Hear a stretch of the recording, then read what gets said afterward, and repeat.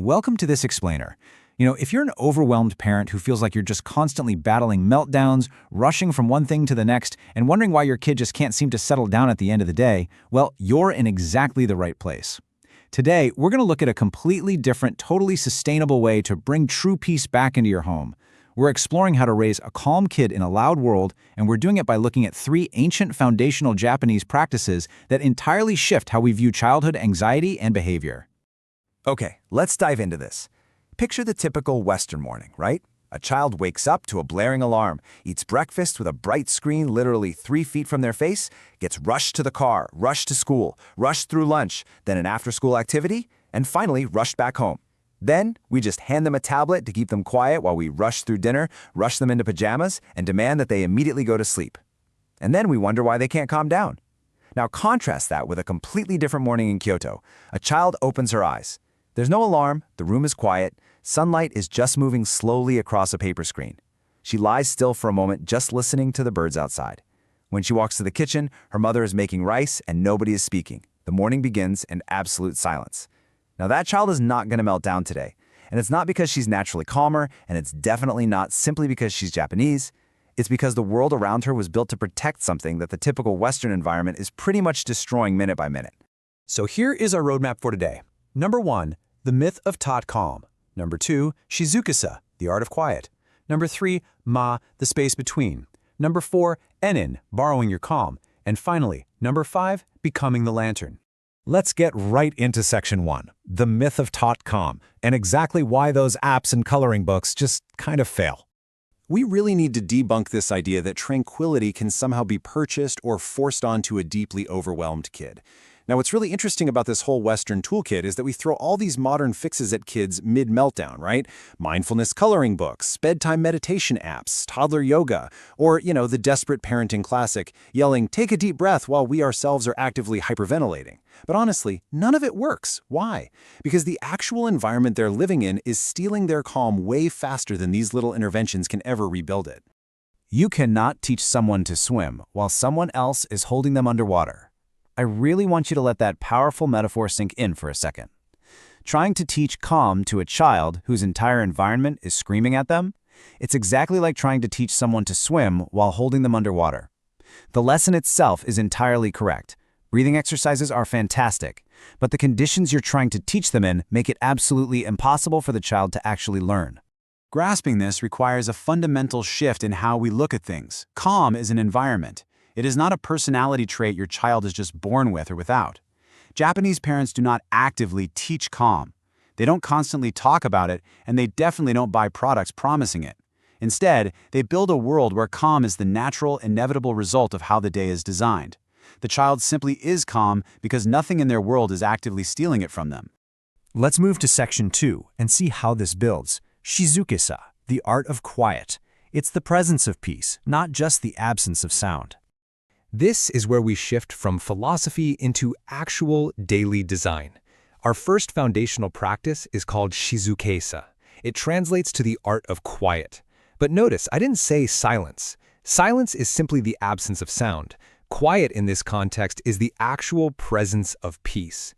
Think about it. If you walk into most Western homes with young kids, what do you hear? The TV is on in the background, a tablet is chiming in the corner, the washing machine is humming, music is playing, someone's talking on the phone. It's a constant, never-ending low hum of background noise that acts as an invisible, continuous drain on the nervous system. And this brilliantly illustrates the problem. A child's brain adapts to this noise the way a fish adapts to water. They just stop consciously noticing it. But just because they stop noticing it doesn't mean their brain stops processing it. Every single sound, every phone notification, every background hum requires a tiny fraction of that child's attention capacity to filter out. By the time dinner rolls around, those tiny fractions have completely added up, leaving their nervous system entirely exhausted and running on empty. Japanese homes are just built differently. The TV isn't left on as background noise, phones stay on silent, and conversations actually happen face to face. It's an environment where the child's brain can finally rest. So here's your first actionable challenge based on Shizukasa. Choose exactly 1 hour of your day this week to turn off every single artificial background sound. No TV, no music, no podcasts, no phone notifications, just the natural sounds of your home. Footsteps, breathing, the click of a door. It's going to feel a little strange to him at first for sure. But within 3 days, you're going to notice the volume of your entire household drop as your child's nervous system finally tastes and then actively craves that quiet. All right, section 3, May, the space between, letting the light in. We are exploring a concept here that is so vital to Japanese culture, it literally doesn't even have a direct English translation. It's called ma.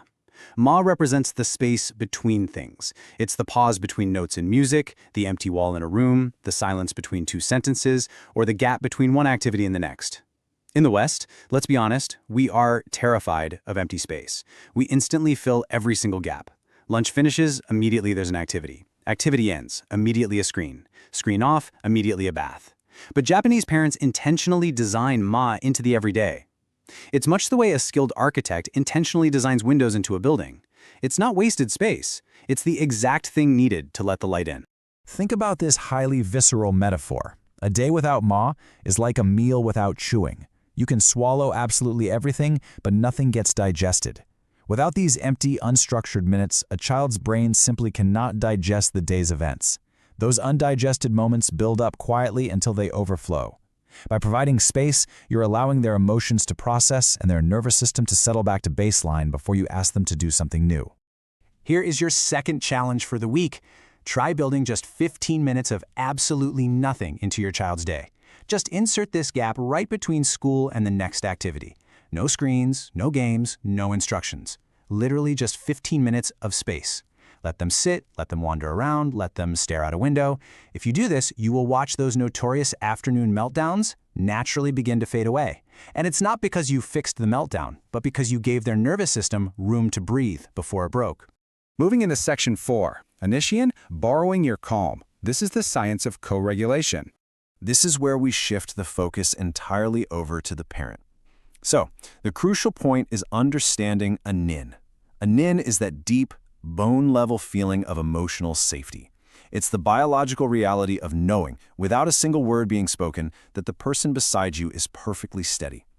This taps right into the science of co-regulation. And here is the hard truth, that parenting books rarely state clearly enough, a child's nervous system is simply not built to regulate itself. It must literally borrow its calm from the nearest adult.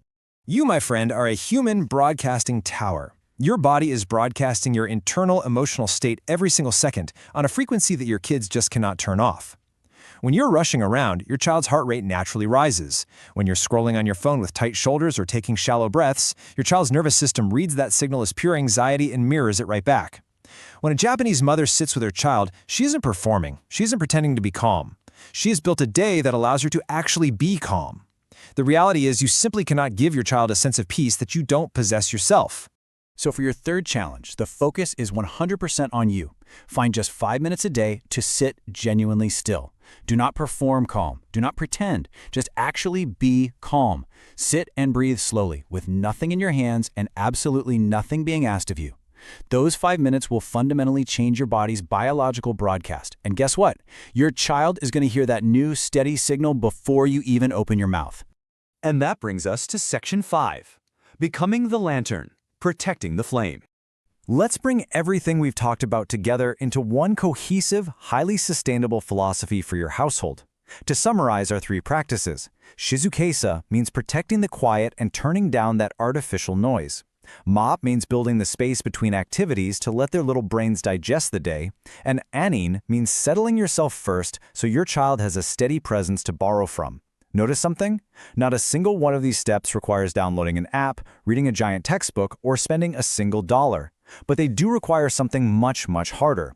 The difficult, intentional choice to just slow down and trust in the emptiness, even while we live in a world that consistently rewards noise and constant motion.